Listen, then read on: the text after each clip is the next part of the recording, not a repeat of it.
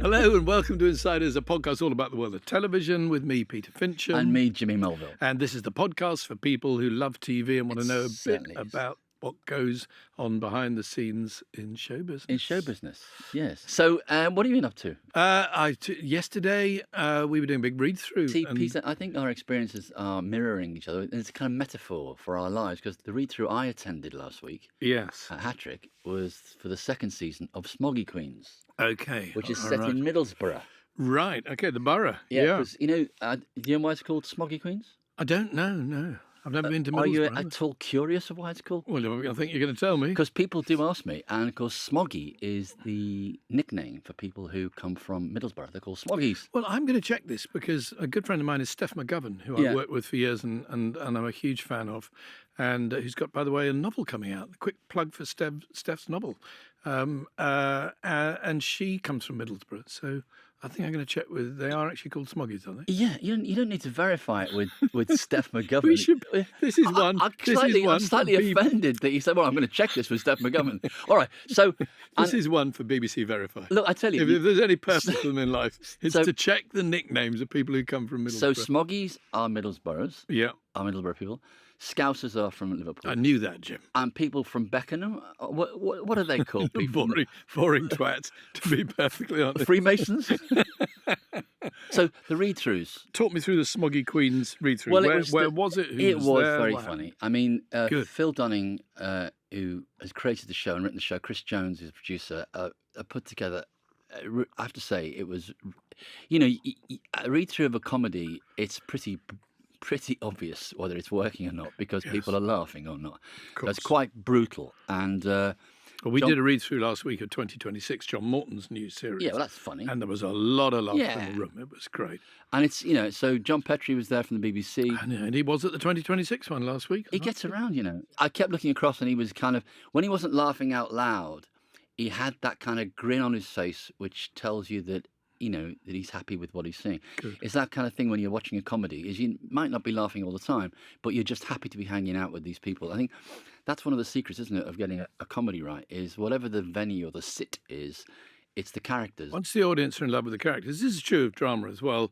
Arguably, you could just take them to walk around in a circle for half an hour, they'll still be happy. That's probably season 3. Well, there have been episodes of sitcoms like that. Like the episode, what was the Peter Kay one?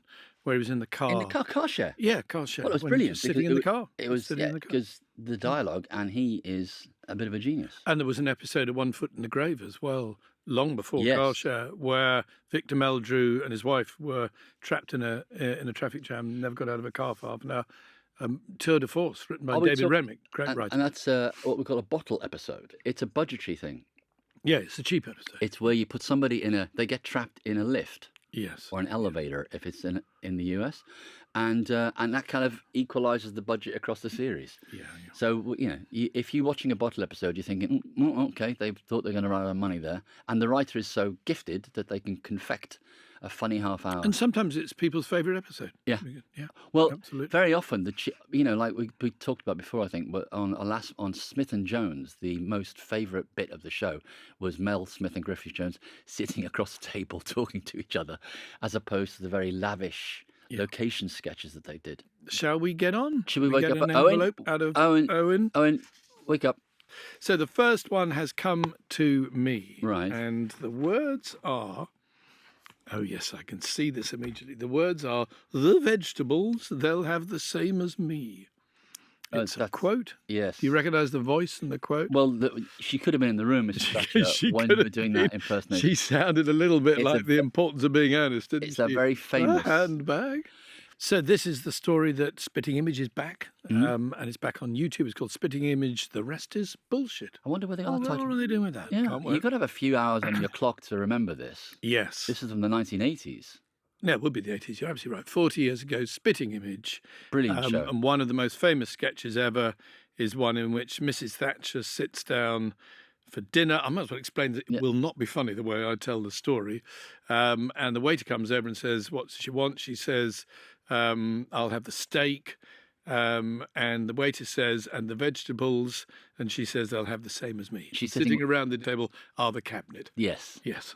Oh, yeah. And hilarity ensues. It really wasn't as funny with me telling it, was it? You really had to be there. You did. Oh, yeah, to have a sense of comic timing. But it ran for, I think it had 18 series. Did it have 18 series? It's produced by the legendary John Lloyd, who we've mentioned before. Well, he's not legendary. He's real. He's real. I mean, he's not like Odysseus. The mythical John Lloyd. He was the most brilliant producer of his generation. And maybe this is my imagination, but is this a hardy perennial? Do we hear every few years that Spitting Image is coming back, and somebody's trying to make it work again for the modern world? Well, it was cranked up again for BritBox, wasn't it, a few years ago? John Thoday, who runs Avalon, yes, has revived it, and they've had a taster or a kind of launch trailer, an 11-minute trailer. It's on YouTube. It's gone straight onto YouTube, which I think we should talk about because it's an interesting move by John. And it kind of taps into what is a growing trend now of content appearing on YouTube. And what does that mean for conventional TV? I think that I don't know whether I saw the trailer last night. Right. And I have to tell you, I laughed out loud several times. Okay, it was good. Really, really funny. And at 11 minutes, I think the episode's maybe 15 minutes. I don't know. It kind of felt like it was the right length. Well, Spitting Image, when it was on ITV, because it was an ITV show, not a BBC show. It was 22. It was great. I always thought with Spitting Image, greatly to advantage, it was a commercial channel. Yeah. Because you had that break halfway through, which meant it was basically 2 12, 13-minute halves. Yeah. And I think a BBC half hour, 29 minutes, would have been tough to sustain, because you need a constant hit of new puppets, new jokes, new sketches. But they had it hosted. It was like it was hosted by Prince Harry. Okay. And Paddington Bear. Right, very good. And Paddington Bear starts off talking like Paddington Bear does. Yeah. And then he goes... Ben Whishaw. And then he said, I'm not really Ben Whishaw. I am from Peru. And so he said, I like cocaine. And he starts talking like one of the... He said he appeared in Narcos with Pablo Escobar. And you got this whole thing with Paddington Bear being a kind of Peruvian cocaine dealer. And at the end of it, he's got this massive mound of white powder, and he's just shoving his head. Marmalade's out and white powder. Oh, fuck the marmalade! His nose is hoovering up massive amounts of cocaine, and I mean, I have to say, I was drinking my coffee. I kind of spat my coffee out. It's got leap out loud kind of moments which will go viral, and I thought it was well produced. And I'm thinking, okay, so that's interesting. Premium content going directly to YouTube. And I guess they're going to fund it in the same way. Well, how do the economics work? That's my question, because I know that during my time, as a channel controller, as I say, Shall We Revive Spitting Image was always coming around. It was always going around in a kind of circle. Somebody got the rights. Somebody thought it was a good idea. Sometimes Fluck and Law were involved. Sometimes they weren't. I can't remember. But one of the things that when you really looked at it was troubling was it's a very expensive thing to do, because those puppets, they're all handmade. There's no shortcut to that. And so if it's now being done and it's being done well, then it's costing quite a lot of money. In terms of YouTube, ITV all those years ago, 15 million viewers. Even BritBox a few years ago was several million viewers. But YouTube, you're going to get viewers, I'm guessing, in the hundreds of thousands, that sort of numbers. I don't know. I might be wrong. Might go way beyond that. But what are the economics that make sense of putting Spitting Image straight onto YouTube? I'm fascinated because I genuinely don't know. Well, the thing about YouTube as a platform, it doesn't pay for anything. It just your content sits there, and then you work out some split of the advertising. It's a split of the advertising revenue. So I think what they're banking on is that with this launch, see how many hits it gets. But the truth is that YouTube now, as a presence on the TV screen in your house, in your home, now outperforms every other single app. Netflix, Apple. Netflix are in 300 million homes. They paid billions to get into 300 million homes. The fact is that YouTube's in probably 10 times more than that for nothing. And it's also, am I right in thinking, it's the main music listening platform for a kind of younger generation? Otherwise, they don't go to Spotify or Apple Music or Amazon Music or whatever. They just listen to music on YouTube. Even though we think of YouTube as a video channel, it's also absolutely fine for listening to music. It's a kind of everything channel. That's the problem that Netflix has got in terms of it was looking over its shoulder thinking its competitors are Apple, Amazon. Oh, the terrestrials are completely done. We've won that war. But suddenly YouTube now, and if content producers get into a groove where they can find the funding to go straight onto YouTube with premium, because that's the issue, isn't it? It's premium content. But are we saying there's loads of content on I get on that, YouTube. but are we saying that financial risk is Avalon's? Because as a production company, Avalon's a very big, powerful production company, probably with deeper pockets than Hat-Trick or Expectation would have. But as a production the biggest company, truly independent in the country. Sure, but as a production company, I don't see how you could bear that risk to work your way through the early episodes where you're not going to recoup the production costs. And the way you're describing it, I don't know who the production team on it are, but it's obviously a proper production team if they're doing, if they're doing it to the kind of. Well, Richard Turner, I think, is the executive producer on it. Did they have to acquire the rights from somewhere? It was made by Central Television. But I mean, it's the content on YouTube now is going through the roof. Mr. Beast. Are you familiar with Mr. Beast? I'm familiar with who you mean by Mr. Beast. Jimmy Donaldson's his real name. Yes. I think that's on his passport. I don't think Mr. Beast is on his passport. I think you get into many countries if you say Mr. Beast. Well, you need to add in a first name because you put what would be your gender, Mr. or Mrs. or other, and then Jonathan or something. Alan Beast, Mr. Alan Beast. Alan Beast. He might get in like that. All right, so he's now. I have to say, I've got a stat here, which is he started off by counting to 100,000 on YouTube, and that's what he broke through. He broke through. Okay. Counting to 100,000, and people watched it. People watched it in the. Did he make a mistake? Over 100,000 people watched it. Wow. That reminds me of our friend Rory McGrath, who many years ago, in the early days of answer phone messages, and you'd leave an answer phone message, and Rory said, "Thank you for calling. I'm afraid I'm out at the moment. But while you wait for me to come home, I'm just going to read the Rime of the Ancient Mariner by Samuel Taylor Coleridge." And he did. Of course he did. He didn't read it all, but he read for about 5 minutes, and then he said, "Leave a message," and put the phone down. And I listened to it. He read it very well. Yeah, I mean, clearly, that's not The Sopranos. That's not premium content doing that. But suddenly he gets a foothold, and now he's got 412 million subscribers. So that's people who are loyal fans who will go and watch his content every time he drops new content, which is a huge. But it's more than we got for this podcast. I think it slightly beats the amount of people who watch our podcast by about 412 million. Exactly. But Forbes recently announced that he was the richest self-made billionaire under 30. Should we all be, if you like, chasing that trend? Or should we all be saying, still, on a whatever night, we have a series out at the moment on the BBC that's called Murder 24/7, which is a documentary series about murders. It's getting fantastic ratings. It's then doing amazing figures on the iPlayer. I think it's #1 factual program on the iPlayer. So that is old world television, and there's still a lot of life in it. So should we be going on doing that, or should we be trying to find out a financial model where you put that on YouTube and benefit from the advertising? Well, I mean, in terms of it's an imponderable, isn't it? And it's how you allocate your resources. I think that what we're doing is we went into business we set up a digital studio called Strongwatch. Yeah. How did we do that? Well, in fact, someone who worked at Hat-Trick in comedy entertainment, which, as we know, studio entertainment is suffering right now as a genre. If we're talking about, the migration from linear to digital, Channel 4, for example, are exploring more and more kind of funny game show formats online now, on their YouTube channels, and not so much on their linear channels. And they came along, Ben and Tom, who run Strongwatch, and they were working for Lad Bible. And Lad Bible I wasn't even familiar with.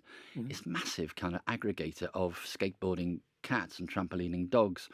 but they actually controlled the premium content studio at Lab Bible. So, sorry, Strongwatch pre-existed. They came to you, no? They came and those guys came to you. They said they wanted to set up on their own, and they were, of a set, they were like around 40-ish. They'd had bags of experience in the digital world. They had also worked for TV.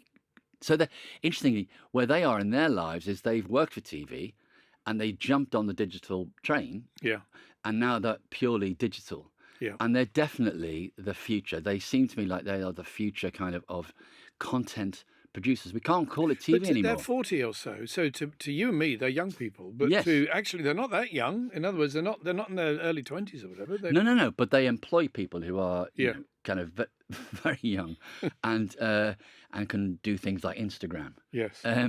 So, when they came, they presented to me and they said, we're looking for a partner. And they did a wonderful presentation where they took all of Hattrick's content, and it's like nearly 40 years of it, and they reskinned it. And so this is how we do it on social media. This is how we do it on TikTok. This is how we do it on Facebook. This is how we do it on... And it kind of blew me away, really. And so we went into business with them. And they are fantastically economical. And they, they're like hunters. When a hunter kills a wild animal, they eat everything, the nose, the ears, everything gets consumed.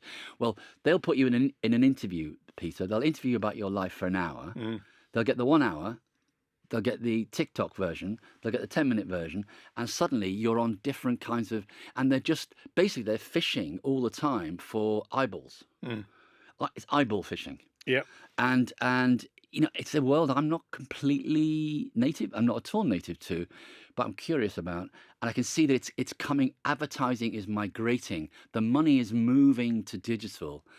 But you're right. How do we as producers fund content which catches the eye of the advertiser? Because fundamentally, as independent producers, the traditional model, which still operates, we're used to the broadcaster taking the risk. We're used to being paid to make a program. Yeah, but have you noticed how less and less they're willing to take the risk at the beginning now? Yeah. I mean, it's becoming harder and harder. I mean, when you and I started, right, they'd even pay the taxi fare to get to the pitch meeting. And they pay for everything. They pay for the treatment, the pilot. Pay for development. They'd say, you go in and say, I've got an idea. It could be literally a one-line idea. They'd say, let's develop it. And they pay for the development, and then they'd own some of the And now you've got the streamers saying, no, we want at least one script, maybe 2 scripts, and a fully developed series outline, which costs a lot of money. To go back to Spitting Image. So again, in the traditional way that we think, you think of a 6-part series, an 8-part series, a 10-part series. But what is their plan with Spitting Image? Is it to just keep doing it every week? Because again, that would be fantastic. That's how you build up an audience in that world. But that's incredibly labour-intensive and incredibly cost-intensive. Well, the writers that have been named are Al Murray, who's well-known, and Matt Ford, who's equally well-known, and very skillful, experienced, and actually have slightly different... You could say, I mean, maybe I'm being a bit kind of... simplistic, but it seems that Al would provide the silliness of it all, and Matt's the kind of got the very sharp satirical edge. So normally you have about 12 writers for a half an hour. Well, that's what I'm saying. Is you've got those 2 are named writers. I don't know if there's a team of writers that are behind them, and they're the showrunners. But it's a very powerful brand, Spitting Image. It's not like they're launching something new. It's a powerful brand to people of our age. I mean, again, do you know we were talking about this last week with Blind Date, that Disney Plus are doing Blind Date because it's a powerful brand, but the powerful brand, resonates with people who can remember Cilla Black in Blind Date. But if they're looking for younger viewers, logically they can't. Is there not some of the same issue with Spitting Image? I think that my kids in their 20s, if I said, they're redoing Spitting Image, they would look blank. Yeah, but I guess if I'll certainly watch it, and I'll probably tell your kids. I'll probably send a link to my kids and say, "How about this?" And because they always do what you tell them, and so they always get back to me when I text them. Yeah, I bet they do. Whenever I text them, I'm still waiting for a text from Joe from 2018. Are you? Okay. Yeah. I don't know whether he's coming for dinner in 2019. Particularly when they're saying, "Dad, can you send me some money?" They want you to get back to them. Oh no, when they text me, and I don't reply within seconds, I get a second text, which is a question mark. Yeah. Which is like, what the fuck? I mean, Dad, what the fuck? I think I think this is another podcast. We could make this podcast. This is Insiders, the parenting podcast. Exactly, the trials of modern parenting. Listen, we're going to revisit YouTube again and again. Yes. I was actually thinking, I was saying to Owen before you turned up late, I was thinking, because I know you're coming much further now, aren't you? I was stuck on the Marylebone Road. Do you want to talk about your journe out here? Because it's a bit old-fashioned. It's pissed you off, hasn't it, the journey out here? I was driving my own car. We were... You've got to stop that. I've told you before, it's stressful.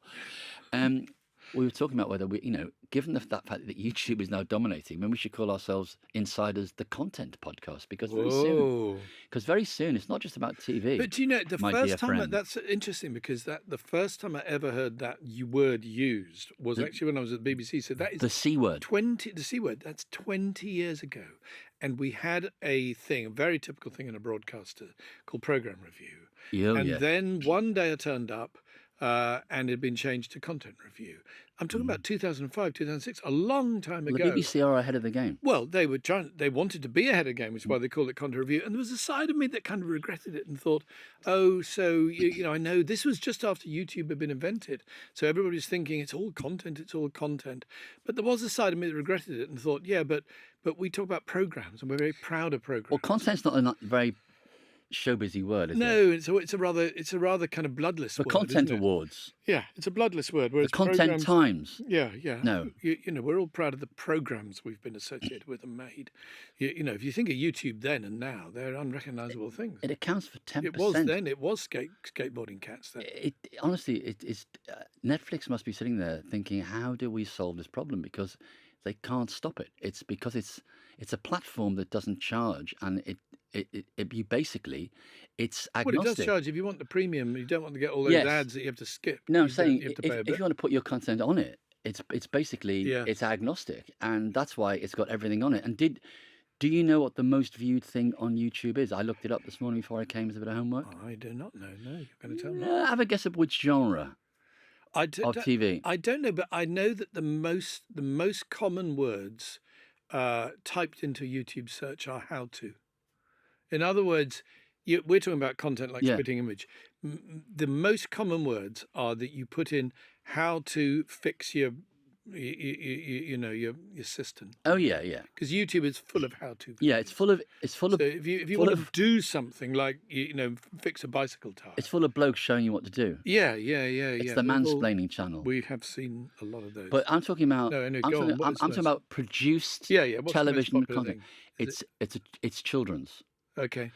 They're the top 10 things, and the most viewed thing is produced. Guess no surprises here, by a South Korean children's entertainment educational outfit called Pink Dong. Anyway, they produced this thing called the Baby Shark Dance. Okay. And the Baby Shark Dance has 15.8 billion views. Okay. And it basically is park your toddler in front of it. It's a little kid, and he's singing. Baby Shark, and he's a live action. He's a real person, and behind him is an animated baby shark going by him, and he goes, "Baby Shark, doody doody doody doody doody doody doody doody doody." Okay, that's it. And then Mummy Shark comes along, and he goes, "Mummy Shark, doody doody doody." And you think, thank God, that's the end of that. Oh no, Daddy Shark comes along, and you think, well, that's got to be it. Mummy and Daddy Shark and Baby Shark. Oh Don't no, tell me. There's they more go sharks for to come. Grandpa Shark, and then Grandma Shark. So you got 4 sharks circling these 2 children. Yeah. And then the 2 children saying, "Let's go hunt." And I'm thinking, anyway, now the shark's going to eat these kids. But sadly, they didn't. Okay. But this is honestly, it astonished me to think that 2-minute video. You've been doing a lot of research for this particular episode. I'm slightly obsessed with YouTube. Yeah, I can tell. I kind of think, Peter, I think it's the future. Yeah. I think it's the present. Yeah. It might even be our past. And on that rather meta note, before my blood sugar plummets and I start talking gibberish. We have been talking about granny sharks, so I think the gibberish moment may have come already, mate. Well, should we get another envelope? Yeah, let's get another envelope. Maybe stick for goodness to sake, please end this torture about YouTube. Owen, do your thing. I think it's coming to Jimmy this time. Oh, it's coming to me now, the envelope. Nice clean envelope this time. He's been shoplifting in Ryman's. Okay, stop that, Aaron. I know it's an illness. Does Rime still exist? I suppose. Of course, it still exists. What Yeah, kind no, of but world do you live in? Well, I'm living in an internet, in a world of Amazon Paperless deliveries. If I want to buy some envelopes, I get on Amazon. I don't, wander up the high street to Ryman's anymore. I think that's sad, and I think people at Ryman, we're trying to attract a big Ryman's audience for this podcast. Okay, yeah. So my best speaking voice, Owen, is God. His handwriting is terrible. He should have been a doctor. F1, Apple, and TV's move to the big screen. Well, that's not cryptic, is it? It's basically, this is about the movie. Actually, I went to see this movie, F1. It's called F1 the movie, so it doesn't leave you with any. It's not cryptic. It's quite a Ron Seal title. And we took the family. This is the Brad Pitt one. Yeah, and we all went to the IMAX. Yes. And on the big screen, and it is the way to see it. And interestingly, it's an Apple movie, and normally Apple, you just go straight to telly. Yeah. Now, we are the TV podcast, but as you spotted, a lot of streamers now are doing movies. So we're actually looking at doing some movies, because I'm saying to the team, I'm very happy to talk to a TV company about movies. I do not want to talk to the movie industry about movies because I don't know what I'm doing. But actually, if you go to Apple with a good idea for a movie and they make it, it's like doing a TV show, isn't it? But then do they put them in movie theatres, in cinemas, just for a brief run to say these are movies? And is that partly a sop to the talent? Is that because Brad Pitt says, I don't do TV. If you want me to make F1 the movie, it's got to be in movie theatres. And I'm asking rather than telling you. You're a wise old bird. That's exactly Apple what. Say, yeah, Brad, we'll do that. We'll put it out in the movie theatres, and then they put it in about a dozen movie theatres. Well, there was a film for a few days. I think you've hit the nail on the head, because what has happened in the past, for example, a previous movie that Brad Pitt was involved in with George Clooney called Wolves. Wasn't that the most expensive film that Apple ever invested in or something? So, quite possibly. George Clooney and Brad Pitt, they don't come cheap. Yeah, but it was only a tiny window. They only allowed it, yeah. and there was a lot of tension. So Brad Pitt's taking that previous experience into his negotiations, and what they've negotiated is a month in the cinemas. Okay. And the movie cost $250 million, and in the first week of this month, it's recouped $200 million. Right. So the business people at Apple might be thinking, well, maybe in future what we'll do, we'll give it a month and recoup all the costs of the movie, and then have this fantastic movie to sit on our streamer in perpetuity. And of course, the difference between those income streams is the 200 million is kind of, if you like, hard cash coming across the counter in a cinema, whereas the value on the streamer is harder to analyze. It's obviously boosting it's boosting subscription, it's boosting people visiting their streaming platform rather than Netflix, rather than Amazon. But it's quite hard to turn into hard return on investment information. And what's interesting about this story with the F1 the movie is I'm sitting in the IMAX. It's packed. It's absolutely rammed. And Was this the IMAX in Waterloo? Yeah, I'm sitting there thinking, how pissed off must Netflix be? Because don't forget, Netflix actually have created the monster that is F1 by doing this fantastic Access documentary series, Drive to Survive. Yes. Drive to Survive. My youngest son, Jack, that's the reason why we went, because he's so into F1 because of Drive to Survive. He discovered Drive to Survive, got to know all the egomaniacs that run these teams, the drivers, the Inter Nissan struggling, and then you're watching the races, knowing the backstories. Yeah. It's a fantastic thing. And it's also made F1 popular in America. So now you've got the Las Vegas Grand Prix, which features in the movie, and they're going to do another one in Austin. So it's opened up this huge market. And by the way, Apple does the movie. Something. What the hell's happened there? Do you think the movie was offered to Netflix and they, as it had all their money in Drive to Survive or whatever? After all, Netflix don't have the F1 rights in every I don't know if they have them in any territories. So they've got Drive to Survive. The F1 rights exist presumably for different broadcasters in different territories. F1. When I was at ITV. We had the F1 rights, and then for some reason, I think it was the global financial crisis, and money was a problem. We had to drop F1, and I can remember Michael Grade, who was the executive chairman of ITV at the time, saying, "I'm going to ring Bernie Ecclestone, who ran it at the time, and ask him if he minds tearing up the contract." Seemed like a very bold thing to do because we were paying millions of pounds every year. But he did. Bernie Ecclestone just tore up the contract because he knew he could get a better price somewhere else.